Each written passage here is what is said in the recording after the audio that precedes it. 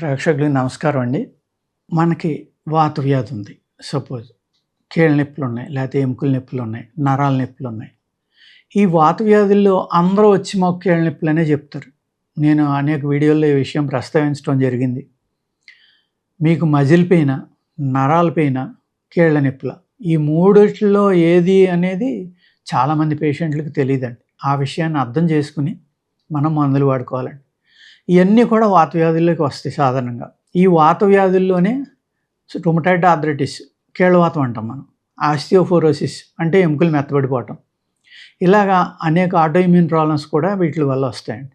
మన శరీరం ఆల్కలీన్‌లో ఉండకుండా, అంటే సమస్థితిలో ఉండకుండా యాసిడ్స్, ఆమ్లాల్లోకి వెళ్ళిపోతుంది. ఆమ్లాలు ఎక్కువ తయారవుతాయి మన శరీరంలో ఎక్కువ సార్లు తినటం వల్ల. దానివల్ల మన బాడీ ఏంటంటే ఆ సమాంతర స్థితి నుంచి ఆమ్ల స్థితిలోకి వెళ్ళిపోతుందన్నమాట. అంచేత ఎసిడిక్ నేచర్ నుంచి మనం ఆల్కలీన్ బాడీలోకి వస్తే కనుక అనేక ప్రాబ్లమ్స్ మీ బాడీలోకి రాకుండా ఉంటాయి. అలాగే వాత వ్యాధులు వచ్చిన వాళ్ళు ఏంటంటే, నేను అనేక వీడియోల్లో చెప్తున్న ఇదే మాట, వాటర్ ఎక్కువ ఉన్నాయి తీసుకోవద్దు. ఆనపకాయ, దోసకాయ, బీరకాయ ఇలాంటివి అనమాట. పెసరపప్పు కూడా చాలా చలవ చేస్తుంది, జీలకర్ర చలవ చేస్తుంది, ధనియాలు చలవ చేస్తాయి. ఈ కాంబినేషన్లో ఫుడ్ తీసుకోకుండా జాగ్రత్త పడి ఆ వాతం తగ్గేలాగా చూసుకుంటే వాత వ్యాధులు కూడా కంట్రోల్ అవుతాయండి. శరీరం నీరసం అవ్వడం వల్ల కూడా కొంతమందికి పెయిన్లు వస్తాయి. కొంతమంది నాకు థై మజిల్ పెయిన్ ఉందండి, కాఫ్ మజిల్ ఉంది, బ్యాక్ పెయిన్ ఉంది, ఇలా చెప్తూ ఉంటారు. వాళ్ళకి ఏమవుతుందంటే మజిల్స్ వీక్ అవ్వడం వల్ల కూడా అనేక పెయిన్స్ వస్తూ ఉంటాయి. లైట్గా వ్యాయామం చేసి ఆ మజిల్స్ స్ట్రెంగ్తెన్ అవ్వడం ఒకటి. రెండోది ఏంటంటే మ్యాన్ పవర్ తగ్గిపోవడం, అంటే మగతనం తగ్గడం, కానీ స్త్రీలకి సంసార సుఖం మీద కోరిక తగ్గడం, కానీ పురుషుడికి వాళ్ళకి కూడా కోరిక ఉన్నా అది దాంట్లో పాల్గొలేకపోవడం హుషారుగా. ఎందుకు అంటే నీరసం వల్ల. అలాగే మన శరీరం సహకరించకపోవడం వల్ల. అటువంటి నీరసం తగ్గితే ఈ వాత వ్యాధులు తగ్గుతాయి, నొప్పులు తగ్గుతాయి, అనేక ప్రాబ్లమ్స్ తగ్గుతాయి. ప్లస్ మీ సంసార సుఖం అనేది చక్కగా అనుభవించగలరు మీరు. అన్నిటికీ కారణం ఏంటంటే మన శరీరంలో ధాతువులు తగ్గిపోవటం, మన శరీరం నీరసపడడం. ఎప్పుడైతే శరీరం నీరసపడ్డందో మానసికంగా కూడా నీరసం వస్తుంది. మానసికమైన శక్తి అనేది చాలా ఇంపార్టెంట్ మనిషికి. మానసికంగా అతను ఎప్పుడూ ఆనందంగా ఉండి, హ్యాపీగా ఉండి, మానసికంగా ప్రిపేర్ అయితే ఏ పనైనా చక్కగా చేయగలడు. అలాగే మనస్సు అంగీకరించినప్పుడు, మనస్సు హుషారుగా లేనప్పుడు శరీరం గట్టిగా ఉన్నా ఏమీ చేయలేము. ఇక్కడ మనస్సుకి, శరీరానికి ఏ పని చేయాలన్నా, మనం ఏదైనా ఒక యాక్టివ్గా ఒక కార్యక్రమంలో పాల్గొనాలన్నా, ఒక రీసెర్చ్ చేయాలన్నా, మనం చేసే పని పెర్ఫెక్ట్గా చేయాలన్నా, ఒక వ్యాపారం అవనండి, ఒక జాబ్ అవనండి, ఏదైనా పెర్ఫెక్ట్గా చేయాలంటే మనస్సు, శరీరం రెండు కోఆర్డినేషన్ తోటి సహకరించినప్పుడే మనకి ఆ పని అనేది పెర్ఫెక్ట్గా అవుతుందండి. మన బాడీలో ఎప్పుడైతే ధాతువులు అనేవి, మినరల్స్ అనేవి తగ్గకుండా ఉన్నాయో అప్పుడు మనం ఎప్పుడు కూడా గట్టిగా ఉంటాం, హుషారుగా ఉంటాం.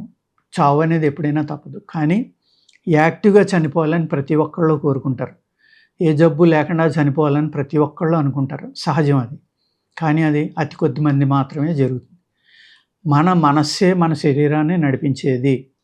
మన ప్రాణమే ప్రాణకృష్ణ, మన ఆత్మే ఆత్మరాముడు.